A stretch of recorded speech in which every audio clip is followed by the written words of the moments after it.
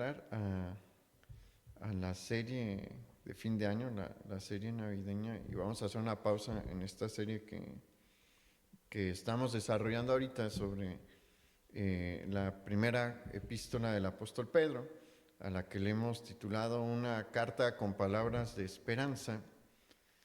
Y el mensaje de hoy, como toda la epístola, está ligado con el mensaje del domingo. Tuvimos la oportunidad de compartir el domingo pasado con toda la congregación el mensaje. Y el mensaje de esta noche se titula Sufriendo por el Señor y la gran recompensa. Y acompáñenme por favor a Primera de Pedro, capítulo 4, versículo 12.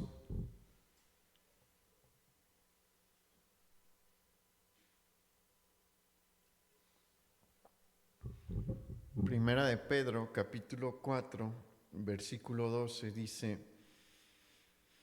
Amados, no os sorprendáis del fuego de prueba que os ha sobrevenido, como si alguna cosa extraña os aconteciese, sino gozaos por cuanto sois participantes de los padecimientos de Cristo, para que también en la revelación de su gloria os gocéis con gran alegría. Si sois vituperados por el nombre de Cristo, sois bienaventurados, porque el glorioso Espíritu de Dios reposa sobre vosotros. Ciertamente de parte de ellos Él es blasfemado, pero por vosotros es glorificado. Y aquí Pedro va a abordar directamente el tema de la persecución de los creyentes. Y hay que recordar una cosa en cuanto a esta carta, y lo mencionamos desde el inicio de la serie. Esta carta se escribió después del 64 después de Cristo, después de que el emperador Nerón publica un edicto en el que declara la fe cristiana como una religión ilegal dentro del Imperio Romano, y los cristianos son considerados como enemigos del Estado. Y un enemigo del Estado es sancionado con la pena de muerte en Roma. Pero también mencionamos que las iglesias a quienes está dirigida esta carta se encuentran en el norte de Asia Menor y están muy lejos de las rutas comerciales principales, y por lo tanto hasta este momento en el que la carta es escrita no les ha tocado vivir una persecución tan intensa como la que ha habido en Roma, en la ciudad de Roma y en sus alrededores, y en las zonas de mayor actividad comercial. Pero algo que sí ha sucedido es que les han llegado noticias sobre lo que está pasando en estas regiones. Y pues, aunque ellos se encuentran lejos de todos estos lugares, no descartan y tienen una preocupación de que en cualquier momento las autoridades romanas encargadas de esta región puedan activar una persecución tan intensa como la que se está desarrollando en la capital del Imperio Romano y en otras zonas donde hay mucha actividad comercial. Es un peligro latente, y yo sé que ahorita es difícil imaginarnos, sobre todo si no escucha o ve noticias, una persecución sobre nosotros, pero nosotros nos encontramos en una condición como los hermanos de aquí, de, este, de las iglesias del norte de Asia, de Asia Menor. ¿Por qué? Porque ciertamente no se ha desarrollado todo el mecanismo que se ocupa para perseguirnos, y apenas se están diseminando las, las ideologías que van a llevar, téngalo por seguro, que van a llevar a que la iglesia sea perseguida, pero yo he tenido adelantos de cómo va a estar la persecución. Le ha tocado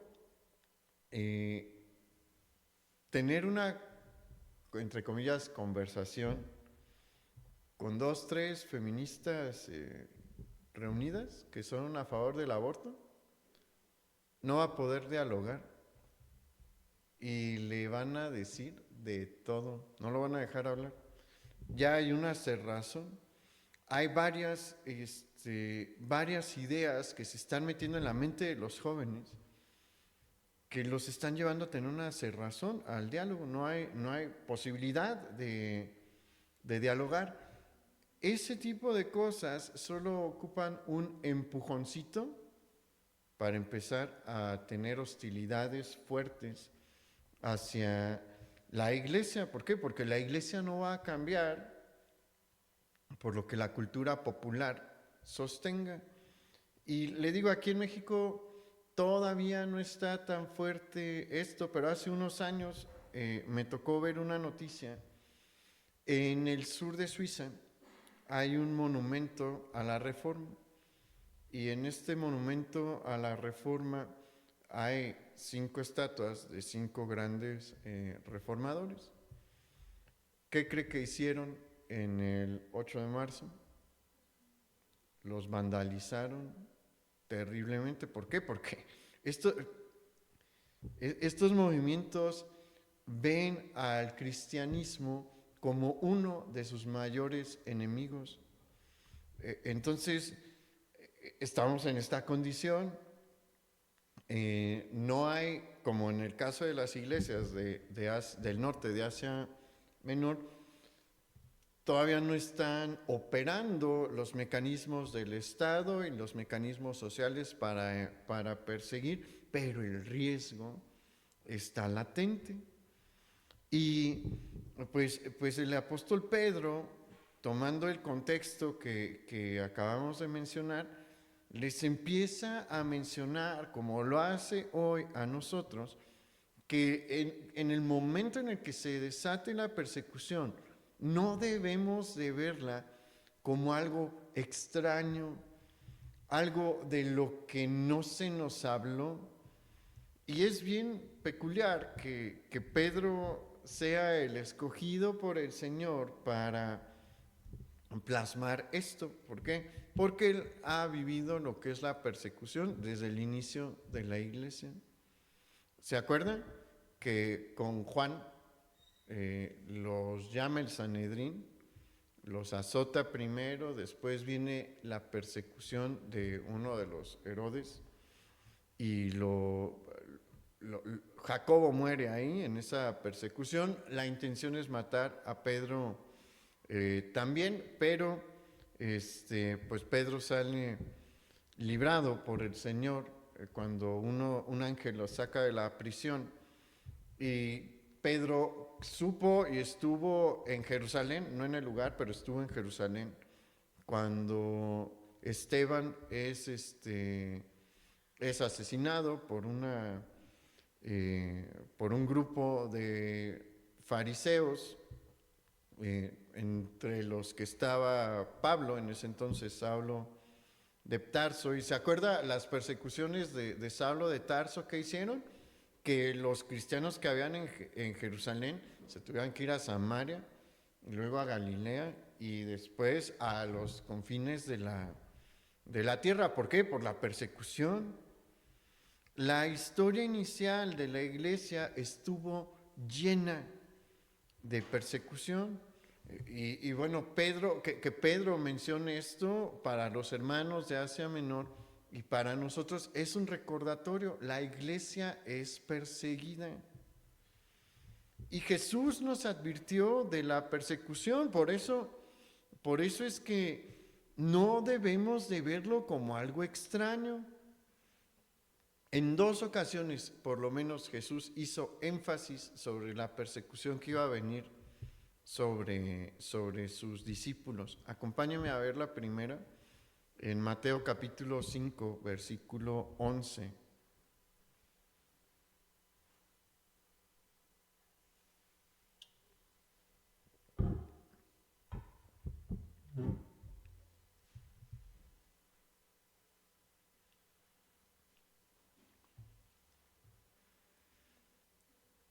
Mateo capítulo 5, versículo 11 dice: Bienaventurados sois cuando por mi causa os vituperen y os persigan y digan toda clase de mal contra vosotros mintiendo. Gozaos y alegraos, porque vuestro galardón es grande en los cielos, porque así persiguieron a los profetas que fueron antes de vosotros. Hay que notar algo. Este pasaje que acabamos de leer se pronunció en el inicio del Sermón del Monte. Y esto es de suma importancia. ¿Por qué? Porque el Sermón del Monte es uno de los sermones más extensos de nuestro Señor Jesús, pero probablemente es su sermón más importante. ¿Y qué encontramos en el Sermón del Monte? Encontramos la descripción hecha por Jesús de la conducta que Él espera de todos sus discípulos. Y tomando esto en cuenta, llegamos a la conclusión de que todos los discípulos de Jesús se espera que estén dispuestos a soportar insultos y persecución. Y no solamente se espera esto, se espera algo más. Que ellos se vean a sí mismos como bienaventurados, es decir, como personas muy dichosas por ser perseguidos. ¿Qué tal? Le digo, eso está descrito en el sermón más importante de nuestro Señor Jesús. Esto es algo que se espera de usted. No es sencillo, ciertamente no es sencillo, pero no nos dejó el Señor solos para poder cumplir con esta tarea. Nos dejó dos cosas y una la vamos a retomar más adelante en nuestro mensaje. Porque si usted ve en el versículo 12 que leímos ahí en Mateo capítulo 5, se nos dice que hay un galardón para aquellos que padezcan persecución por el nombre de Jesús. Aquellos que son perseguidos van a recibir un premio especial en la presencia de Dios cuando estemos en la eternidad. Y bueno, esa es una esperanza que tenemos, pero en la segunda mención de nuestro Señor Jesucristo sobre la persecución que han de padecer sus discípulos, se nos menciona también la manera en la que vamos a lograr esto, porque es difícil, ¿no? Pasar por procesos de tortura no es sencillo.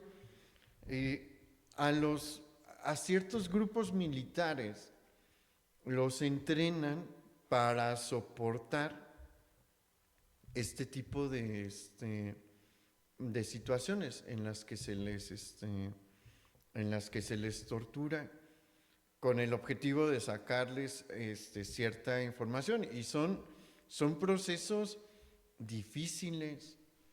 En una ocasión me tocó ver una entrevista de un SEAL que pasó por este proceso. Los SEALs son grupos militares de élite entre los marinos de Estados Unidos, y pues los metían varias semanas a aislamiento y a varios procesos, ¿no? Los sumergían en agua intentándolos ahogar para pues hacerlos dar algún tipo de información. Todo era simulado. Y dice, no, ya como a los 6 días abría los ojos y veía a todos los Looney Tunes alrededor de mí, a Bugs Bunny, al Pato Lucas, porque empiezas a alucinar. Los cristianos no pasaron por este tipo de entrenamiento. ¿Por qué? Porque se nos dio algo mejor. Vamos a Hechos capítulo 1, versículo 8.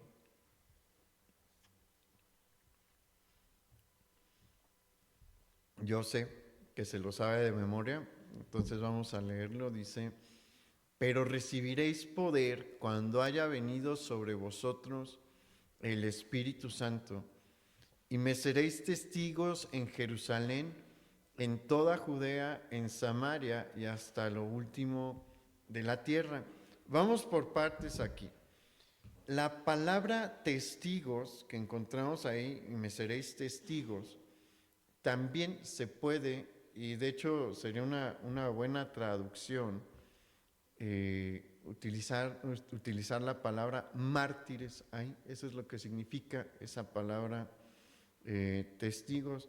El Señor está diciendo ahí, y seréis mártires en Jerusalén, en toda Judea, en Samaria y hasta lo último de la tierra. Entonces el Señor ahí fue bien claro. ¿Quién es un mártir? Es aquel que entrega su vida por sostener su fe. Pero, le digo, no se nos dio un entrenamiento militar, se nos dio algo mejor porque se nos dio al Espíritu Santo, y es el Espíritu Santo el que nos capacita. Probablemente ahorita usted dice, no, es que eso de tortura no suena tan atractivo, ¿no? Y ciertamente no suena tan atractivo, y tal vez alguno pensará, y quién sabe qué haría yo si de verdad me empiezan a torturar. Si usted tiene al Espíritu Santo de Dios, va a aguantar. Lo ha hecho la iglesia por 2 milenios prácticamente, cerca de 2 milenios. Y mire, hay algunos, no todos, pero hay algunos, pues soldados militares que pues sí se quiebran ante la tortura, pero hay historias de cristianos tan conmovedoras que aguantaron algo que un militar no aguantaría. O bueno, tal vez algunos, pero no todos, no cualquier persona aguantaría lo que tuvieron que aguantar los cristianos. Hay una historia. El Coliseo Romano tenía, la arena se abría y había varios pisos abajo. En una de esas, pues ya habíamos platicado, ¿no? El domingo, que a veces los cristianos eran el espectáculo de medio tiempo entre las carreras y las luchas de gladiadores. Y pues en esta ocasión, sacan a una familia y abren la arena. Abajo hay puras estacas afiladas, son varios pisos de varios metros de profundidad la que hay, y sacan una familia. Toda la familia era cristiana y todos tenían en su corazón el decir, no vamos a negar al Señor. Entonces los ponen en orden, desde el hijo más pequeño, luego de los hijos viene la mamá y después viene el padre de familia. Y llegan los soldados y llegan con el papá y le dicen, si niegas al Señor Jesús, vamos a perdonar tu vida y la de tus hijos. Primera pregunta, ¿lo niegas públicamente? El papá voltea a ver a sus hijos y los hijos le dicen no, Y el papá dice no, y avientan al primer hijo. Cae en las estacas, muere ahí. Y así, con cada uno de ellos, hasta que llegan con el Señor. Y dicen, tu última oportunidad, ¿vas a negar al Señor? No, lo empujan a ellos también. Lo empujan a él también. Hay otra historia de una jovencita. Ella tenía entre 12 y 13 años de edad. Y agarraron ahí no era espectáculo de medio tiempo, era el placer romano por torturar. Y pues los meten en la zona del calabozo donde están los aparatos de tortura. Y hay un potro y le amarran a la jovencita sus manos y sus pies y empiezan a estirar hasta que se dislocan las muñecas y algunas coyunturas de los pies. Y mire, la solución era bien sencilla. Los romanos, con que dijeran que negaban a Jesús, se daban por satisfechos. Si ella hubiera hecho eso, lo que pasaba era que llegaban los médicos, acomodaban todo y los dejaban ir. Pero esta jovencita aguanta la primera ronda y llegan los médicos, acomodan todo y va a la segunda ronda. Y son varios los que están sometidos a esta tortura. Y como en la tercera, empieza a escuchar a algunos de los que están siendo torturados negar al Señor, y ella les empieza a gritar, no nieguen al Señor. ¿Qué creen que la capacitó eso? El Espíritu Santo, y lo sigue haciendo hoy, porque ¿qué dice el pasaje de Hechos 1:8? Hasta lo último de la tierra, y vea, esto ha pasado hasta lo último de la tierra. En China, bueno, sigue siendo comunista, ¿no? China, el cristianismo está prohibido. Y hay un registro de una jovencita también, entre 12 y 13 años, que fue mártir del Señor. Allá los grupos cristianos se esconden para tener sus reuniones y poder compartir de la palabra. Y pues el gobierno también está detrás de ellos, ¿no? Es algo que les interesa capturarlos. Entonces, este grupo de cristianos tenía su lugar escondido de reunión, pero lo descubren y llegan en una reunión. Entonces, entran los soldados y la ponen sencilla. Quien quiera salir con vida, le quitan la Biblia al pastor, la ponen en el suelo en la puerta de salida. Quien quiera salir le tiene que escupir a la Biblia, le escupen y salen, no hay problema. Al primero que presionan es al pastor. El pastor, pues obviamente no le iba a escupir a la Biblia, entonces ahí le disparan. Y cuando ya ven que va en serio, los hermanos, pues algunos sí se empiezan a salir y le escupen. Y llega esta jovencita y toma la Biblia y la limpia. Ahí le dispara, ¿no? ¿Quién la capacitó? O sea, ella sabía lo que estaba haciendo, ¿no?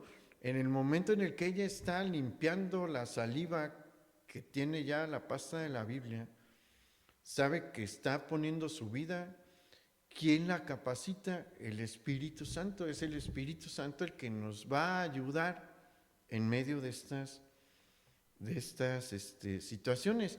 Entonces, es importante, ¿qué es importante para poder lograr esto? Que yo esté bien agarrado del Señor. Porque si no, pues voy a terminar como aquellos que pues decidieron escupirle a la Biblia. Vamos a avanzar. Vamos al versículo 15, ahí en Primera de Pedro, capítulo 4.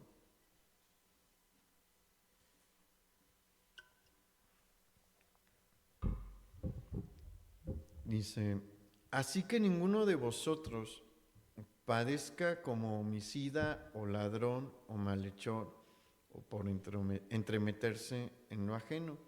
Este punto ya lo ha tocado el apóstol Pedro en pasajes anteriores que hemos estudiado, pero lo vuelve a mencionar porque él enfatiza, el Espíritu Santo a través de él enfatiza que el cristiano jamás debe de ser perseguido por la autoridad por tener una conducta de un malhechor. Ahí, ¿qué dice el Señor? Pues se te va a aplicar la ley, ahí me estás deshonrando, no me estás honrando, pero aquel que es perseguido por sostener la fe de Jesús está honrando al Señor. Vamos a verlo ahí en el versículo 16. Dice, pero si alguno padece como cristiano, no se avergüence, sino glorifique a Dios por ello, porque es tiempo de que el juicio comience por la casa de Dios. Y si primero comienza por nosotros, ¿cuál será el fin de aquellos que no obedecen al Evangelio de Dios? Y si el justo con dificultad se salva, ¿en dónde aparecerá el impío y el pecador? De modo que los que padecen según la voluntad de Dios encomienden sus almas al fiel Creador y hagan el bien. Y aquí el Espíritu Santo nos revela la razón principal por la que Él permite que haya persecución en medio de su iglesia. Y mire, vivimos en un mundo imperfecto por la caída de nuestro padre Adán. Y a partir de la caída de Adán, toda la creación heredó la maldición del pecado. ¿Cuándo se va a acabar la maldición del pecado? Cuando venga la batalla final y el Señor acabe con todos sus enemigos. Vamos a hablar de eso ahorita al final de nuestro mensaje. Pero hasta ese momento va a seguir habiendo pues efectos de la maldición. Pero sabe, Dios puede utilizar las cosas malas para bien. La persecución parece que es mala, pero no lo es. La frase del versículo 17 dice que menciona que el juicio comience por la casa de Dios, está haciendo referencia a esta razón de la que yo le hablo. ¿Por qué el Señor hace un juicio sobre su iglesia? ¿Por qué cree que es necesario que haya juicios sobre su iglesia? Porque su iglesia se contamina también. Y solamente hay una manera efectiva, 100% efectiva, porque hay otras, ¿no? Pero esta es la más efectiva, esta tiene prácticamente un grado de 100% de probabilidad de purificar la iglesia, la persecución. ¿Por qué? Porque aquí está de por medio la vida o por lo menos la integridad física. ¿Y quiénes son los que aguantan verdaderamente la persecución? Los verdaderos creyentes. Cuando viene una persecución, ¿qué pasa con los falsos? Les hacen la oferta de abandonar la fe y la toman. Ha sucedido en el pasado y le aseguro que seguirá sucediendo. Y mire, es que, bueno, en en el cristianismo de los primeros 300 años vamos a encontrar una iglesia relativamente sana. Es la fe que más crece en todo el Imperio Romano. Eso es algo que también debemos de saber. Pero en el tiempo del inicio de la iglesia, ser cristiano no está de moda. Son conversiones genuinas las que se dan. Hay muchas causas que llevan que nos permiten explicar por qué. La primera es el Señor, ¿no? El Señor está obrando, pero ¿qué está haciendo que obra de esta manera? Porque son prácticamente 300 años de persecución muy cruel. Las ejecuciones son increíblemente variadas. Los romanos tienen un gusto por torturar lentamente también a las víctimas, y pues los cristianos hagan de cuenta que son conejillos de indias. Y encontramos ejecuciones como la de Pedro, que es crucificado de cabeza, la que le acabo de mencionar, los leones y los osos y leopardos en las arenas. A veces ponen a los cristianos a pelear contra los gladiadores, pues dependiendo de qué tan burlesca quieran hacer el espectáculo. A veces les dan espadas de palo, a veces les dicen que les dan, y literalmente a veces les decían que el César les daba la gracia de defenderse con sus propias manos contra, pues, guerreros entrenados. Y demás, ¿no? Lo que mencionamos del potro, había muchas formas de torturar. A pesar de todo eso, la iglesia cristiana crece. ¿Por qué? Porque tiene un mensaje que la humanidad en ese tiempo estaba hambrienta por escuchar. Encuentra a un Dios que se preocupa por ellos genuinamente, que da la vida por ellos, que les da seguridad de lo que va a suceder después de la muerte. Entonces, no es que estuviera de moda el cristianismo, mueres generalmente si te aplican los cargos que señalaba la ley de Roma. Ahorita tampoco puedo decir que el cristianismo está de moda. Pregúntele a los jóvenes en las escuelas y ciertamente no está de moda. Ahorita las cosas que están de moda son cosas que ofenden a Dios. Pero sí hay un cristianismo muy que algunos heredan. Y sí hay personas que dicen, pues me parece bien, me gusta. Hay iglesias que dicen, aquí se vale de todo, ¿no?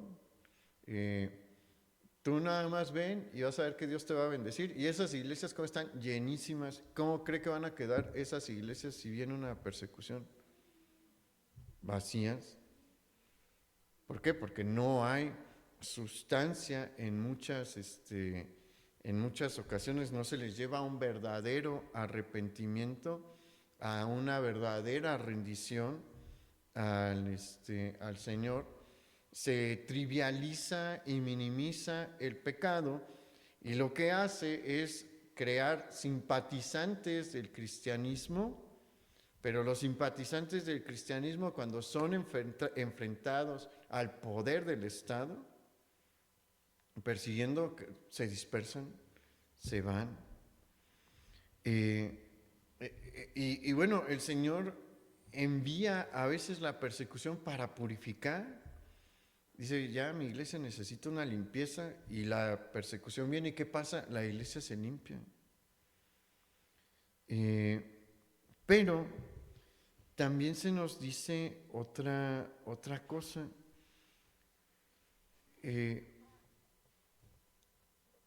Ciertamente la persecución es una acción severa del Señor, es una acción drástica, pero el apóstol Pedro nos dice, tienen que considerar que si esto pasa con la iglesia, lo que va a suceder con los rebeldes es mucho peor.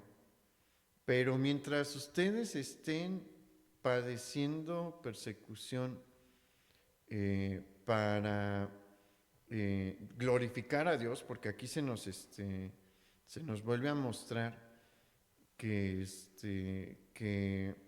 estamos glorificando al Señor. Se nos dan dos instrucciones que son la salida que todo creyente, verdadero creyente, debe de tomar para soportar la persecución. ¿Cuál es esa salida? La salida es, en el versículo 19 encontramos: encomienden sus almas al fiel Creador. ¿Qué significa esto? El Señor nos está diciendo: no lo intenten hacer en sus fuerzas. Dejen esto en mis manos. Y si lo dejan en mis manos, yo les voy a ayudar a salir. Entiéndase que la salida a veces es la muerte, pero debemos de... Aquí es en donde, mire, es que es bien importante que tengamos en nuestra mente, al tocar este tipo de temas, todo lo que maneja la Escritura en cuanto a la vida y en cuanto a la muerte. El apóstol Pablo, ¿cómo veía la muerte? Como una ganancia. Sí, la tortura puede durar un rato, pero se termina, ¿y qué sucede? A pasar la eternidad con el Señor. Llegamos a un momento en el que nunca más volveremos a sentir dolor, nunca más volveremos a sentir pena, y vamos a ver cosas bien emocionantes. Ahorita hablamos de ellas, pero entonces estas son la salida principal es esta. El Señor nos está diciendo: si están sufriendo porque yo envié una persecución para purificar a la iglesia, agárrense de mi mano, encomiéndense a mi mano y yo los voy a ayudar a salir. Y mire, Dios quiera, y cuando llegue el tiempo de la persecución, que nos podamos comportar como los primeros cristianos. La sociedad romana no se salía con la suya en los espectáculos de medio tiempo, porque eran una sociedad medio morbosa, les gustaba ver sufrir, y lo que esperaban era ver a los cristianos desesperados cuando venían las bestias y gritando en desesperación. Lo mismo esperaban cuando les decían: el César les da la gracia de defenderse con las manos, y pues esperaban que corrieran al ver al montón de gladiadores completamente armados. No les daban ese gusto los cristianos. ¿Por qué? Porque el Señor les daba fuerza para cantar. Se juntaban en medio de la arena, a veces se agarraban de las manos y empezaban a entonar himnos mientras el león venía corriendo y se abalanzaba sobre ellos, o los gladiadores venían con sus armas para matarlos. Y los romanos decían: ¿qué le pasa a esta gente? ¿Por qué no se desesperan? Imagínense lo que el Espíritu Santo hace, ¿no? ¿Qué haría si hubo un tiempo en el que había un jaguar aquí en la zona del bosque de Santa María? Si se hubiera metido a su casa, a su cochera, y baja en la mañana y lo ve, ¿qué hace? Corre. Le aseguro que es su primera reacción, porque es un instinto natural, ¿no?, de supervivencia. Los cristianos no corrían. Dios les daba la fuerza para tomarse de las manos y entonar cantos sobre Jesús en sus últimos momentos. Entonces, eso es algo que debemos de hacer. Esto sí es algo para lo que nos tenemos que preparar. cómo se prepara con una relación diaria con el Señor. Y después nos dice algo más, el apóstol Pedro ahí dice, encomienden sus almas al fiel Creador y hagan el bien. Síganse portando bien, sigan siendo ejemplo. ¿Qué cree que hacían los cristianos en el calabozo? Alababan a Dios y si había no conversos, les compartían ahí. Miren, ¿qué nivel de cristianismo tan alto tenían ellos? Y preguntémonos nosotros, ¿cómo estamos? Si estaríamos dispuestos a pasar algo como lo que ellos pasaron. Pero bueno, el Señor también dice, si esto pasa con la iglesia, lo que va a pasar con el mundo es difícil de describir, pero sí hay una descripción. Sobre el mundo va a venir un juicio, y aunque el juicio de persecución sobre la iglesia es severo, no se compara sobre el juicio que viene sobre la humanidad rebelde. Y vamos a hablar un poquito sobre esto. Vamos a Mateo capítulo 25, versículo 31.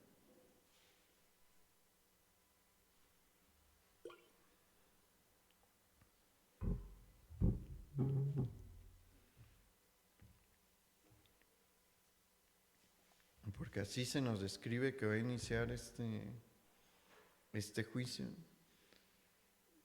Dice, cuando el Hijo del Hombre venga en su gloria y todos los santos ángeles con él, entonces se sentará en su trono de gloria y serán reunidas delante de él todas las naciones y apartará los unos de los otros, como apartará el pastor las ovejas de los cabritos.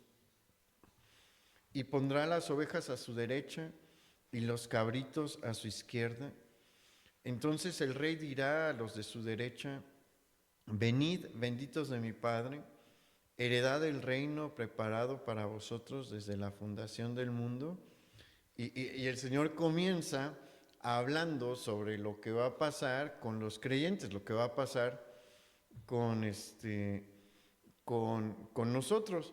Cuando venga la gran ciega y el gran juicio, públicamente el Señor va a separar a los que son suyos y a los que le rechazaron. Y públicamente, enfrente de todos estos que le rechazaron, el Señor nos va a decir, vengan conmigo, van a estar en mi gloria, en una gloria que se preparó antes del inicio del tiempo para ustedes.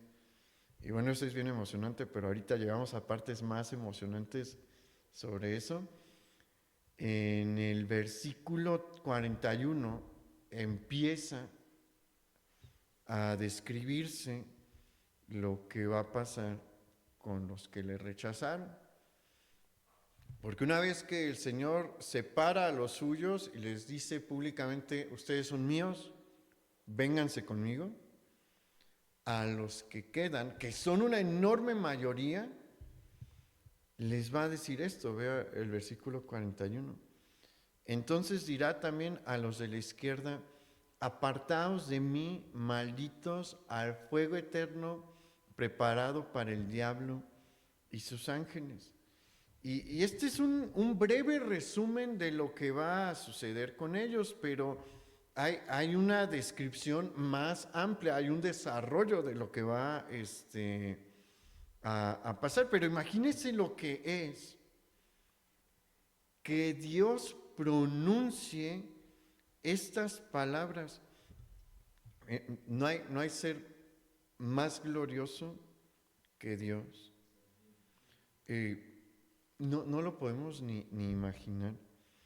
Y la manera en la que Jesús se va a presentar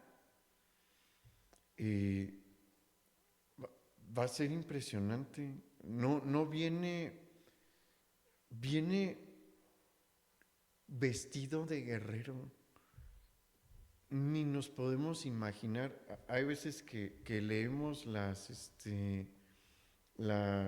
pues las pocas descripciones de Miguel peleando y pues la imaginación empieza a volar, ¿no? El Señor en su vestimenta de guerrero, de rey que viene a pelear, no se compara en nada a Miguel. Miguel se queda sorprendido de ver a su rey y él viene en esta postura, ¿no? Y que este rey impresionante que viene a tomar su trono le diga a alguien, apártate de mí, vas al castigo eterno. Yo creo que ha de ser bastante impactante, pero vamos a ver qué más viene después. Vamos a Apocalipsis capítulo 20, versículo 11.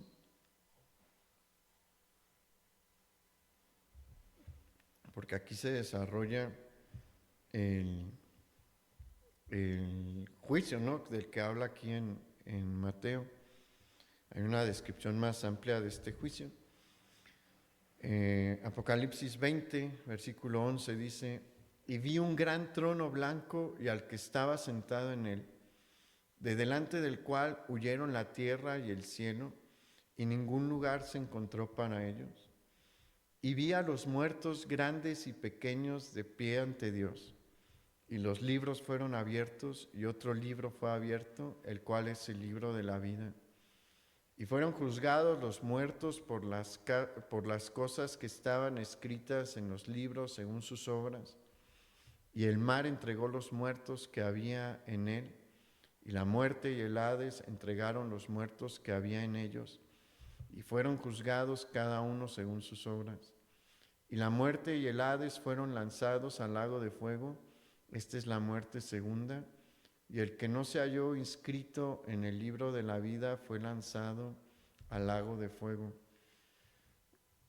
La expresión del lago de fuego es lo que encontró en su vocabulario Juan para describir este lugar de castigo. Hay quienes lo han querido minimizar. Ciertamente va a haber distintos niveles de castigo dentro de este lugar de castigo eterno, pero no es un lugar agradable y bonito, es un lugar en llamas, y a cada quien se le va a dictar una sentencia en la que se señala el nivel de castigo que se le va a aplicar. Y nadie va a poder presentar excusas porque el libro más importante que se menciona aquí es el libro de la vida. Todo aquel que se ha arrepentido de sus pecados y ha pedido perdón por ellos, creyendo que el sacrificio de Jesús, la sangre de Jesús, es suficiente para que se le otorgue el perdón, se inscribe su nombre en el libro de la vida. Va a haber un pase de lista. Y hasta hay un himno antiguo, ¿no?, que le gusta mucho a mi papá, que dice: cuando allá se pase lista a mi nombre, muy feliz responderé en el coro. Espero que usted esté allí, porque todo aquel que no esté en la lista, en este libro de la vida, va a pasar para que se saquen los otros libros. ¿En qué consisten esos otros libros? En cada acto que realizamos en nuestra vida. Cada acción de nuestra vida está ahí registrada. Cada pecado está ahí. Y a cada persona se le van a decir: este pecado lo cometiste tal día, a tal hora. Y luego, no hay manera de decir que no. Están con fecha y hora en el que se cometieron y todo lo que se hizo. Y mucha gente dice: ay, pues no he hecho tanto. Los pensamientos también están allí. Y imagínense lo que va a hacer, ¿no? Tal día, a tal hora pensaste esto. Y después pasan, estas son como las pruebas que se van a presentar delante del gran juez, que es Jesús. Y una vez que él tiene las pruebas, dice, eres culpable. Imagínense lo que es eso. Que el gran juez de la tierra le va a decir, eres culpable, estás sentenciado a esto por toda la eternidad, porque el castigo es eterno. Eso es lo que le espera a aquellos que se mantienen en su rebelión y no aceptan el regalo de Dios, viviendo una vida impía en rebelión al Señor. Pero habíamos platicado que no íbamos a hablar, no nos vamos a enfocar ni nos enfocamos en esto del castigo. Hay grandes recompensas, porque se acuerda que se nos dijo que a los creyentes se les iban a dar recompensas. ¿Cuál es la primera recompensa que van a recibir los creyentes que se mantienen fieles al Señor? La primera recompensa es ver la destrucción de los enemigos de Dios cuando Jesús vuelva a la tierra. ¿Se ha sentido cansado por la maldad de la tierra? Si se diera la tarea de ver noticias o escuchar noticias todos los días y prestarles bien atención, llega un momento en el que uno dice, ya me cansó tanta maldad, porque es lo que más escuchamos en las noticias. Las noticias más comunes, lo que está pasando en Ucrania. ¿Y quién ha metido la mano en realidad para detener esto? Nadie hasta ahorita bien. Lo que está pasando en Israel. Si se pusiera a ver lo que son las noticias de África, sentiría una carga también. Y vean nada más como, aquí en México la cosa está tranquila, porque nada más están peleando entre los partidos políticos por repartirse el pastel de México, pero también es cansado escuchar todas esas cosas. Y bueno, lea cómo va a estar la humanidad en el tiempo antes del fin y cómo van a estar marchando hacia Jerusalén. Y lo que vamos a leer ahorita es algo que vamos a ver. Y honestamente a mí me da emoción pensar que esto lo vamos a ver. Vamos a Apocalipsis 19, porque si usted es creyente y murió antes, le va a tocar venir aquí. Por eso le digo que lo vamos a ver. El Señor viene con su ejército. Su ejército está integrado por quienes, por Miguel, por los demás seres celestiales, y nosotros venimos también allí. No venimos nosotros a pelear, pero imagínense, vamos a ver al Señor haciendo esto. Vamos al versículo 11. A mí me da mucha emoción y yo dejo volar honestamente la imaginación cuando leo este tipo de pasajes, y le invito a que usted también lo haga, porque es el inicio de la recompensa del creyente.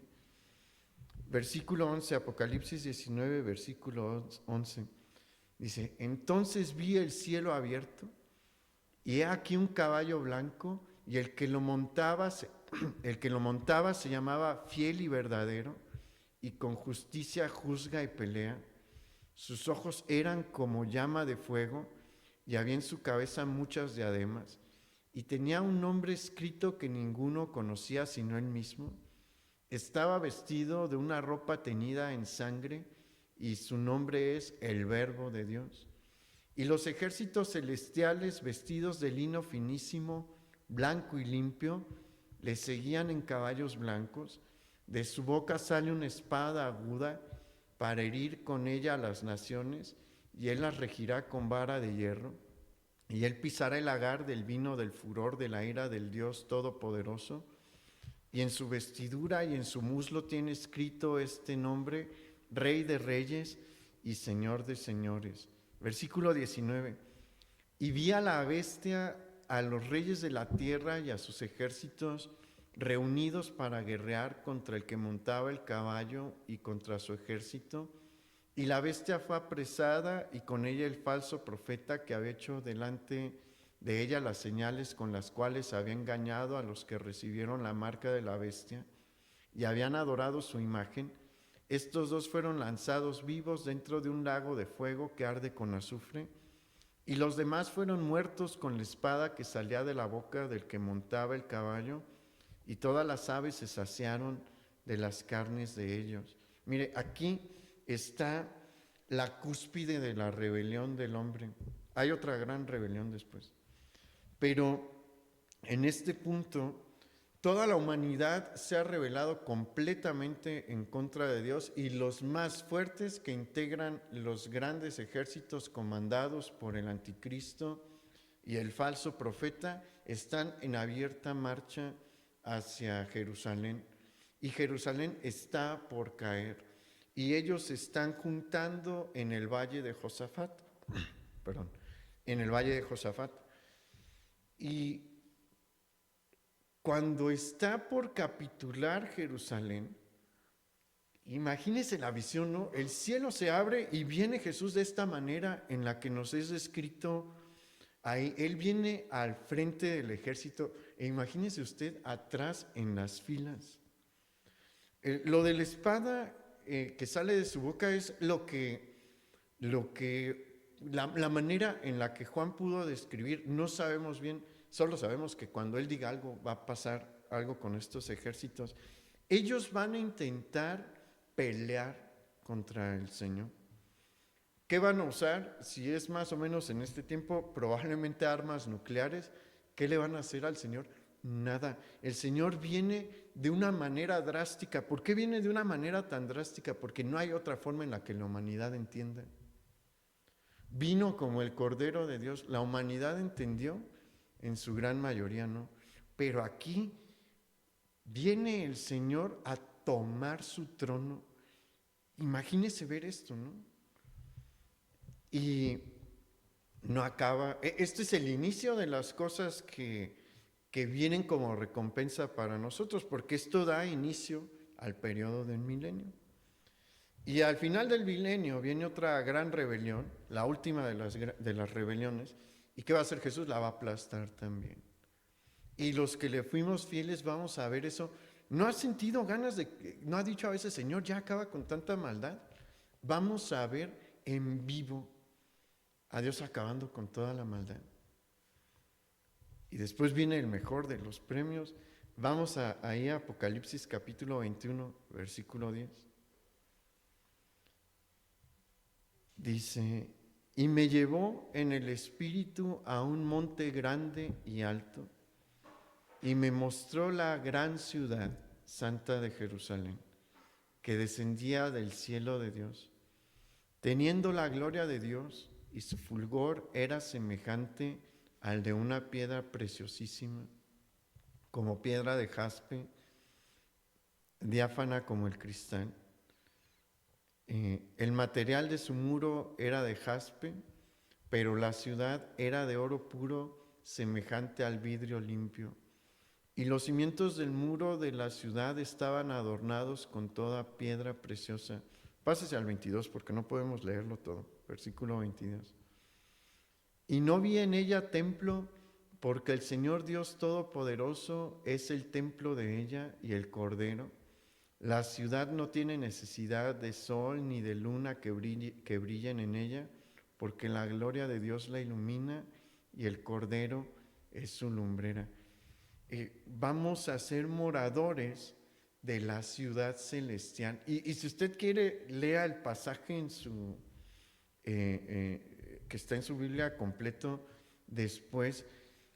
Es una ciudad donde Dios se manifiesta visiblemente. No requiere templo. ¿Por qué? Porque en el centro de la ciudad está el trono de Dios, y ese trono no está vacío. Dios está sentado en él. ¿Se imagina lo que va a ser estar en eso? Hay mucha gente que dice, que cree que el cielo va a ser aburrido, ¿no? no hemos visto algo que se parezca a Dios. Si le gustan las estrellas y las galaxias, no se parecen a Dios. Dios es mucho más grande y poderlo contemplar es suficiente para la eternidad. La cosa es que no nos ubicamos muchas veces como humanos en la realidad, ni entendemos a veces lo que señala la Escritura. Los querubines y serafines son increíblemente más bellos que nosotros, superiores físicamente que nosotros por mucho. Y cuando ven a Dios y se ven a sí mismos, quedan sorprendidos. ¿Y qué pueden hacer? Alabar a Dios es lo único que pueden hacer. Es una enorme recompensa la que se nos ofrece. Por eso le digo, el pasar por persecución es un ratito que puede que nos toque, puede que no, pero en el que si nos toca es un ratito de un momento desagradable para ver todo esto. Lo que Dios ofrece es mucho, mucho mayor. Y hay otro tipo de recompensas, ahorita por el tiempo no puedo mencionar. Estas son recompensas generales, pero también hay recompensas individuales que se le van a dar a cada uno de los creyentes. Y se ha prometido una recompensa grande para aquel que esté dispuesto a padecer por el Señor. Pregúntele a su vecino, ¿estás dispuesto a padecer por el Señor? Diga que sí, porque mire, yo quiero ver esto. Yo quiero ser contado entre las filas de los que vienen a acompañar al Cordero. ¿Usted no? Hay que estar dispuestos a todo. ¿Y quién nos va a ayudar?